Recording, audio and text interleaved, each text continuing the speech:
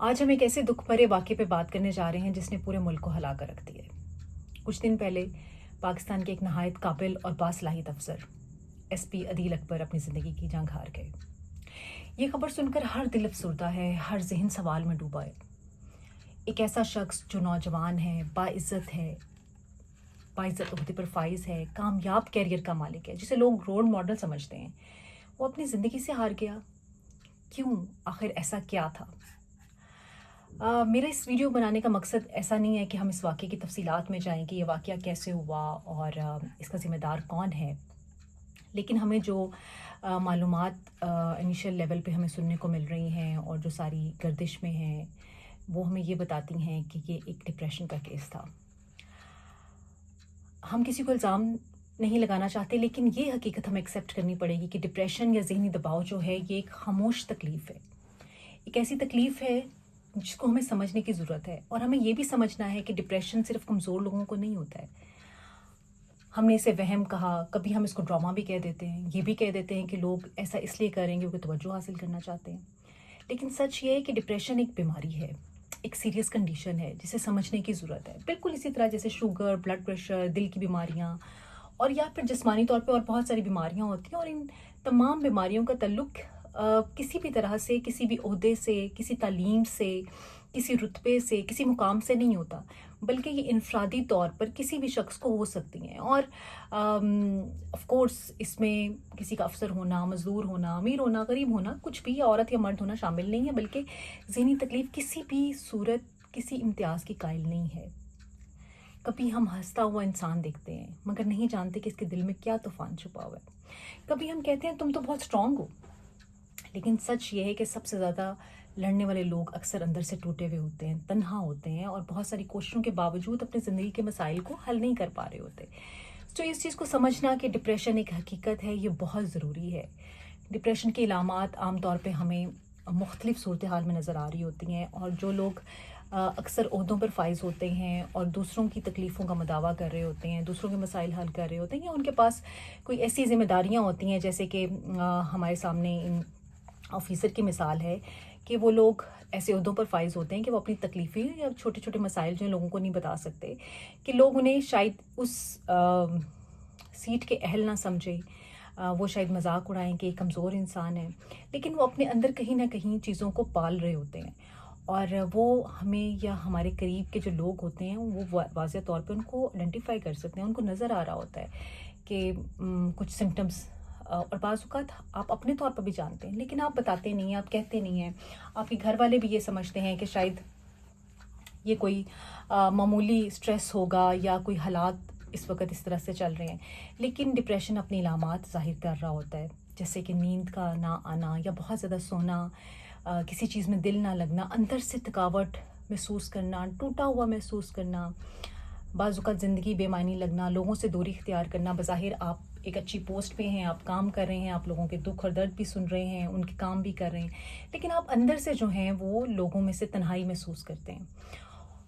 اگر تو یہ سمٹمز معمولی لیول پہ ہیں تو آف کورس آپ ان کے لیے کچھ نہ کچھ آپ کے پاس گنجائش ہوتی ہے، لیکن اگر ایک یہ ٹرائیو بن جائے نا، یعنی 3 ایسی چیزیں جن کی ٹرائیو بن جائے، جس میں کہ آپ کو ہوپ لیسنس، ہیلپ لیسنس اور برتھ لیسنس کا احساس ہونا شروع ہو جائے، اور بہت شدت سے ہونا شروع ہو جائے، اور آپ کسی کو بتا نہ پائیں، تو اس کا مطلب ہے کہ اب آپ ایکسٹریم لیول پہ ہیں اور آپ کو ایک سپورٹ کی ضرورت ہے۔ تو مسئلہ یہ ہے کہ یہ ہماری سوسائٹی ایسے لوگوں کو سننے کی بجائے ان کو جج کرتی ہے۔ فار ایگزامپل اگر ہم انہی آفیسر کا کیس لے لیں تو ہم یہ سوچیں گے کہ یہ تو خود اتنے اہم عہدے پر فائز ہیں، ان کے پاس اتنے اختیارات ہیں، یہ کیسے کمزور پڑ سکتے ہیں، ان کو کیسے کوئی ذہنی تکلیف یا عارضہ ہو سکتا ہے، یہ کیسے کسی پریشانی کا سامنا نہیں کر سکتے اور یہ کمزور ہو سکتے ہیں۔ تو اس کا مطلب یہ ہے کہ ہم انہیں جج کر رہے ہوتے ہیں ان کی پوزیشن کے ساتھ۔ اصل میں بعض اوقات ہم اندر سے سمجھ بھی رہے ہوتے ہیں اور مختلف طرح سے لوگوں کو بات بھی لگا رہے ہوتے ہیں۔ ہم یہ کہتے ہیں کہ اس کا تو ایمان کمزور ہے، یہ شکر نہیں کرتا ہے، اگر وہ کسی کو بتانے کی کوشش کرتے ہیں تو کہتے ہیں تم ایسا کیوں سوچتے ہو، دیکھو تمہارے پاس تو اتنا عہدہ ہے، تمہارے پاس تو اتنی تعلیم ہے، جو کچھ تمہارے پاس ہے وہ کسی کے پاس نہیں ہے، لوگوں کے پاس تو کھانے کو پیسے نہیں اور تمہیں ڈپریشن کی پڑی ہوئی ہے، تم ڈپریشن کی باتیں کرتے ہو، یہ کیسی باتیں ہیں؟ اس کا مطلب ہے تم ناشکری کر رہے ہو، تم شکر ادا نہیں کر رہے کہ اللہ میاں نے تمہیں کتنا مرتبہ اور مقام دیا ہے اور تم پھر بھی ان سب چیزوں میں پڑے ہوئے ہو۔ ایسی باتیں جو ہم سنتے ہیں نا، وہ باتیں زخم پر مرہم نہیں لگاتی بلکہ زخم کو اور گہرا کر دیتی ہیں. اگر ہم اسلام کے اصولوں کو بھی دیکھیں تو اسلام بھی ہمیں ایک دوسرے کا سہارا بننے کی تعلیم دیتا ہے. اسلام بھی کہتا ہے کہ آپ ایک دوسرے کے دکھوں کو سنیں اور سمجھیں اور تماشا نہ بنائیں ایک دوسرے کی تکلیفوں کا بلکہ اس کا بھرم رکھیں. ہمیں اب یہ ساری چیزیں جو ہمارے سامنے آ رہی ہیں ہمیں یہ سوچنے کی ضرورت ہے کہ ہم اپنے خیالات کو بدلیں. ہم اس چیز کو سمجھیں کہ ذہنی بیماری بھی بالکل جسمانی بیماریوں کی طرح بیماری ہے اور یہ کسی بھی انسان کے ساتھ ہو سکتی ہے. اور اس انسان جو کہ اس سے گزر رہا تھا یا اس کی فیملی جو ہے اس پہ کرٹیسائز کرنا, اس پہ ججمنٹس دینا, خدا کا واسطہ ان چیزوں سے نکلیں اور سمجھنے کی کوشش کریں. یہ کسی کے ساتھ بھی ہو سکتا ہے. اور ایک چیز کا خیال ضرور رکھیں, اگر آپ خود سے کسی ایسی کنڈیشن میں ہیں تو آپ کو یہ یاد رکھنا چاہیے کہ آپ کو اس ذہنی دباؤ کا شکار ہونے کی بجائے ہیلپ سیک کرنی چاہیے. دیکھیں, جو مدد مانگنا ہے نا کسی سے, وہ کمزوری نہیں ہوتی, بہادری ہوتی ہے. بعض اوقات ہم اپنی اناؤں میں اور ہم یہ سمجھتے ہیں کہ ہم لوگ کیا کہیں گے کہ ہم تو اتنے پڑھے لکھے ہیں, ہمارے پاس تو اتنا نالج ہے, انفارمیشن, اور ہم اپنے چھوٹے چھوٹے سے مسئلے نہیں حل کر پاتے.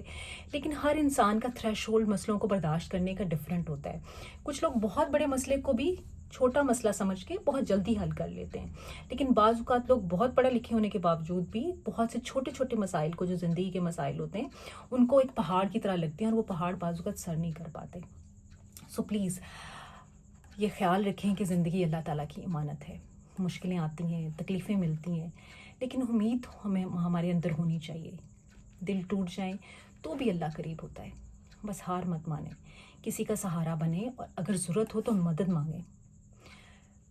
اور یاد رکھیں کہ بات یہاں ختم نہیں ہوئی ہے, بات شروع ہوئی ہے. ہمیں ذہنی صحت پر کھل کر بات کرنے کی ضرورت ہے, کیونکہ شاید آپ کی ایک بات کسی کی زندگی بچا سکے. سو اپنا خیال رکھیں, اپنے پیاروں کا خیال رکھیں, اور جو یہ قصے کہانیاں آپ لوگوں کو اس صورت میں سننے کو ملتی ہیں ان کو جج مت کریں. Thank you very much.